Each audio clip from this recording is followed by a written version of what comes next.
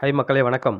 யாரெல்லாம் நம்ம சேனலை சப்ஸ்கிரைப் பண்ணலையோ, சப்ஸ்கிரைப் பண்ணிக்கங்க. அப்பதான் நான் போடுற வீடியோவ உங்களால உடனுக்குடன் பார்க்க முடியும்.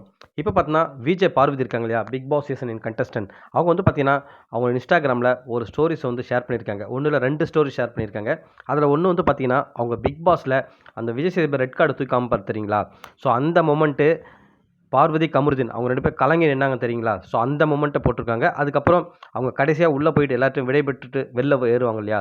அப்போ வந்து பார்த்தீங்கன்னா, மன்னிச்சிருங்கன்னு சொல்லிட்டு கையெடுத்து கும்பிடுவாங்க. ஸோ அதையும் ஷேர் பண்ணியிருக்காங்க. அப்புறம் வந்து அங்க வந்து நம்ம இவரு சொல்லியிருப்பாரு. யாரு? விக்ரம் சொல்லியிருப்பாரு. கதவு திறந்துச்சு போலான்னு இருப்பாரு. ஸோ அது அப்புறம் திவ்யா சொல்லியிருப்பாங்க இல்லையா? "நீ ஒண்ணும் பேச வேணாம் கிளம்புன்னுவாங்க இல்லையா?" ஸோ இது எல்லாமே ஷேர் பண்ணியிருக்காங்க. உண்மையாவே வந்து அவங்களுக்கு எந்த அளவுக்கு பாதிச்சிருந்தா, இவ்வளோ நாள் கழிச்சு மறுபடியும் அத நினைவுபடுத்தியிருக்காங்க. ஸோ இத மட்டும் தான் நினைவுபடுத்தியிருக்காங்கன்னு பார்த்தீங்கன்னா, அவங்களுடைய இது வந்து என்னன்னா, அவங்களுக்கு வந்து ரொம்ப ஒரு கஷ்டமான தருணம். ஸோ இது மட்டும் இல்லாம, உள்ள வந்த கண்டஸ்டன்ட் இருக்காங்க இல்லையா?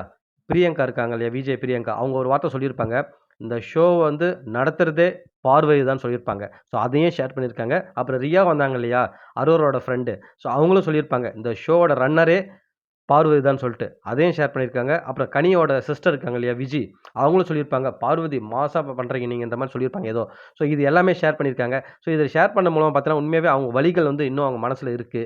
அதுதான் அவங்க வந்து வெளிப்படுத்தியிருக்காங்கன்னு நெனைக்கிறேன். ஸோ நீங்க யாருனா ஃப்ரீயா இருந்தீங்கன்னா போய் பாருங்க.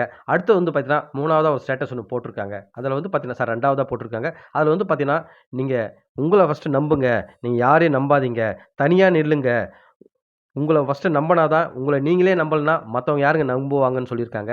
அது மட்டும் இல்லாம அழகா ஒரு ஒரு கவிதை வருது. என்னன்னா, உங்கள வந்து எல்லாரும் சேர்ந்து கார்னர் பண்ணி, உங்கள ஓரமா உட்கார வச்சு நெனச்சாலும், நீங்க வந்து தனியா நின்னீன்னா, உங்கள கட்ஸோட நின்னா, நீங்க அதுலருந்து வெளில வரலாம். உங்கள யாரும் ஒண்ணும் பண்ண முடியாது. நீங்க எல்லாரும் ஏறி அடிச்சுட்டு வரலான்னு சொல்லுவாங்க இல்லையா? ஸோ அந்த மாரி ஒரு டயலாக்ஸ் வந்து அவங்க வச்சிருக்காங்க. உண்மையா அத பார்க்கும்போது, ஒரு பக்கம் சந்தோஷமாவும் இருக்கு. அவங்களுடைய அந்த பழைய நினைவுகள் பார்க்கும்போது ரொம்ப கஷ்டமாவும் இருக்கு. நீங்க என்ன நினைக்கிறீங்கன்னு சொல்ட்டு, அந்த Instagramல போயிட்டு அவங்களுடைய ஸ்டேட்டஸ பார்த்துட்டு, நம்ம கமெண்ட் செக்ஷன்ல கமெண்ட் பண்ணுங்க மக்களே. மீண்டும் அடுத்த வீடியோல உங்கள சந்திக்கிறேன். நன்றி.